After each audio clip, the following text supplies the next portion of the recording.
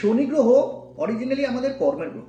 আমরা যাই কাজ করে থাকি কোথাও না কোথাও শনি গ্রহ তার সাথে কিন্তু যুক্ত, এবং জন্মছকের দশম ঘর হচ্ছে শনির ঘর। অর্থাৎ আমরা যে প্রফেশনেই থাকি শনি কিন্তু আমাদের কর্মের সাথে ওতপ্রোতভাবে জড়িত। এই শনি গ্রহ যদি আপনার কোনোভাবে খারাপ হয়ে যায় তাহলে কি হবে, হঠাৎ করে কর্মের জায়গাটা একদম খারাপ হয়ে যাবে। লালকিতাব অনুযায়ী খুব ভালো উপায় আছে শনি গ্রহের, সেটা হচ্ছে চানা ডালের সাথে কালো উর্দ ডাল মানে কালো কলাইয়ের ডাল মিশিয়ে আপনার বাড়ির সাউথ ওয়েস্টে একটা হলুদ কাপড়ে করে বেঁধে রাখুন। তাহলে আপনার শনি যতই খারাপ থাকুক ও কিন্তু পজিটিভ ফল দেওয়া শুরু করবে।